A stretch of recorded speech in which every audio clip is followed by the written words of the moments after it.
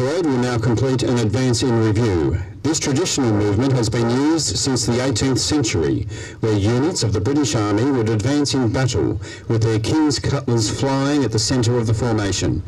Today, the advance in review symbolises the camaraderie of the members of a unit with their colours.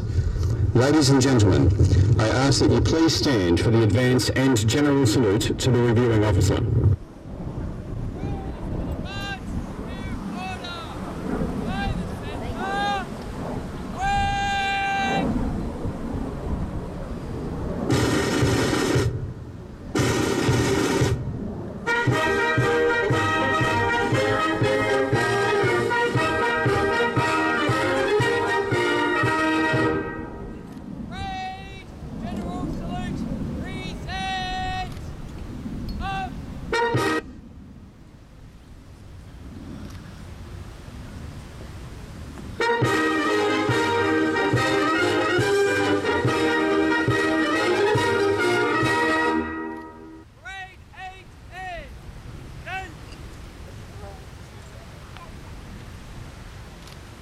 Ladies and gentlemen, please be seated.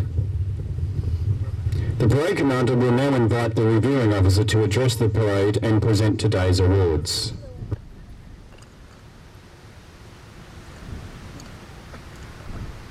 You want me to get that for you?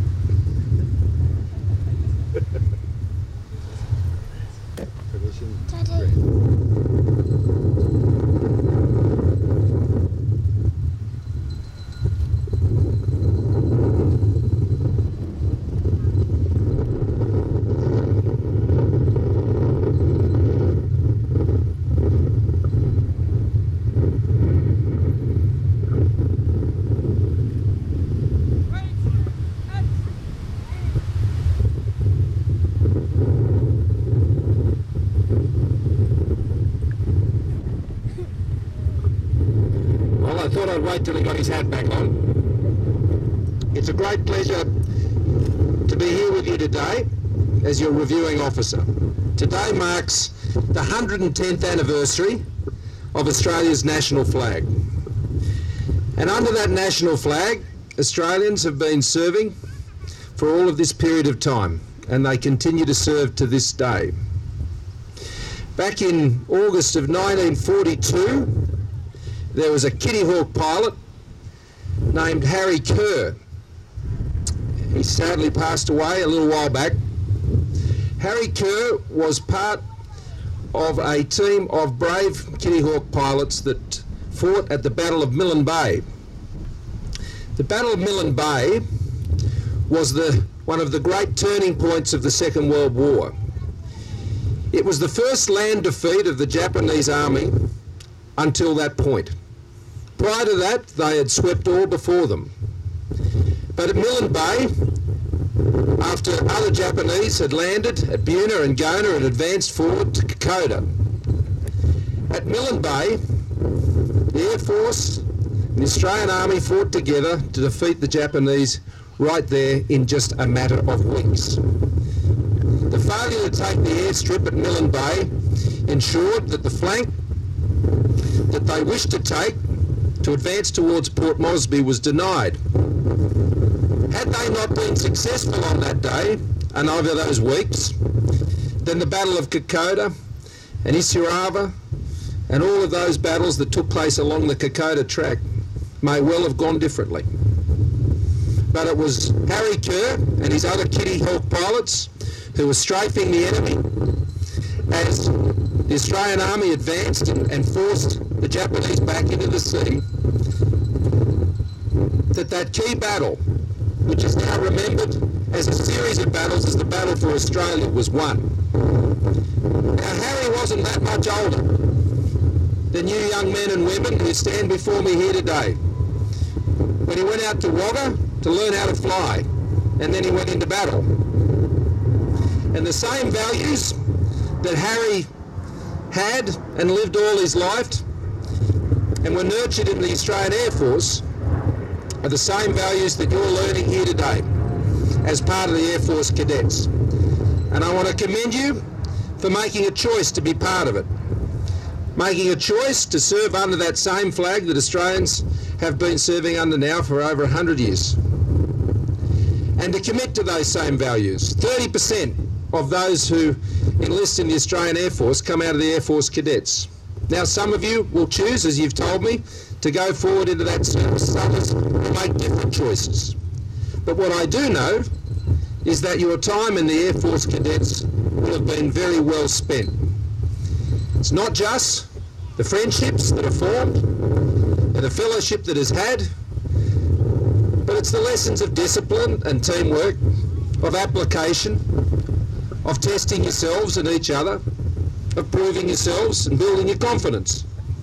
And that's what you'll take out of the Air Force Cadets. And so I want to commend you on another year of service, and I want to thank all your parents too, who have been so supportive in the choices that you've been making to come and participate in this wonderful institution of the Air Force Cadets. I want to thank all of those who have been supporting the squadron here and in squadrons like it all around the country.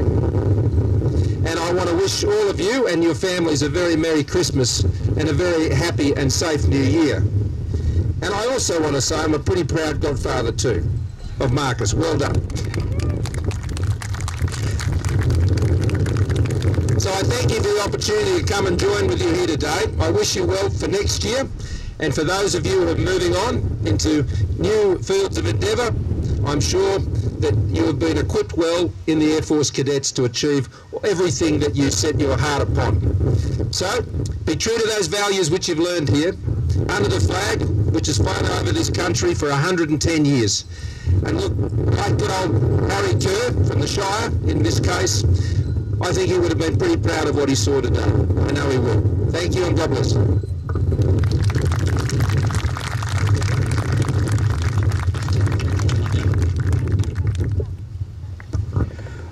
We have two awards to be presented on the parade today. The first is for the Senior Leadership Award. This award marks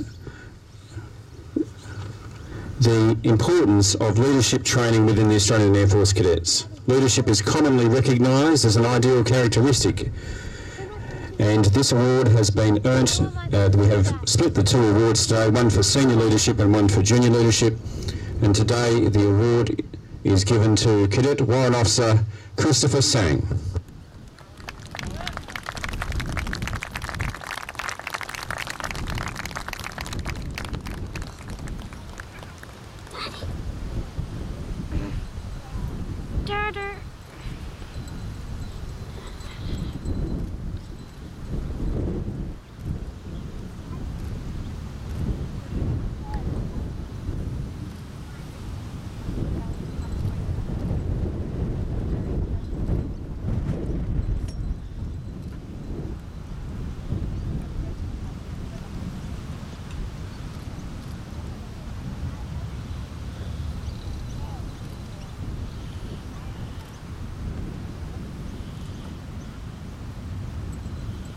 The major award today was first sponsored by the Randwick City Council in 2014 to recognise the 60th anniversary of 324 Squadron.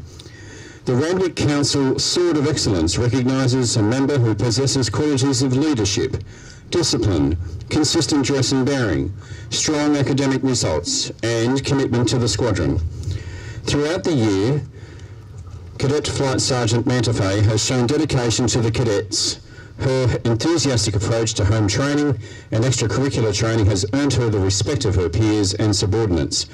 And it is with great pleasure that the Commanding Officer awards the Sword of Excellence to the Cadet of the Year for 2018, Cadet Flight Sergeant Caitlin Mantefe.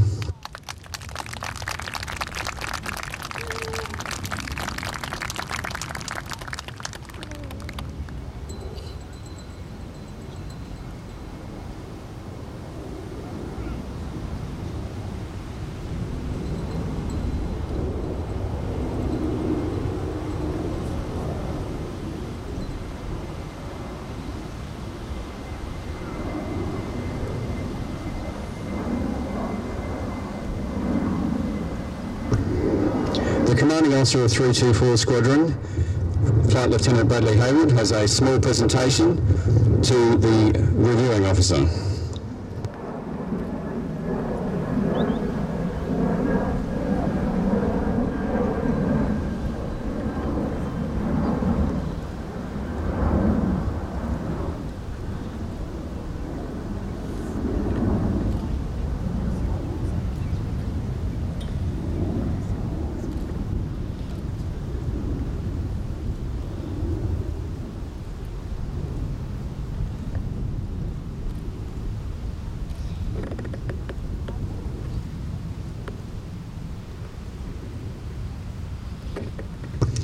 The members of 324 Squadron will now break off for a quick photograph with the Prime Minister.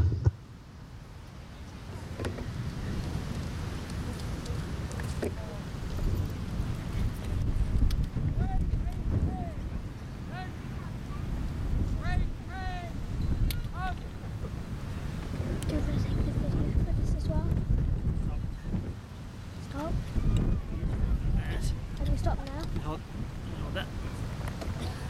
Stop it the video.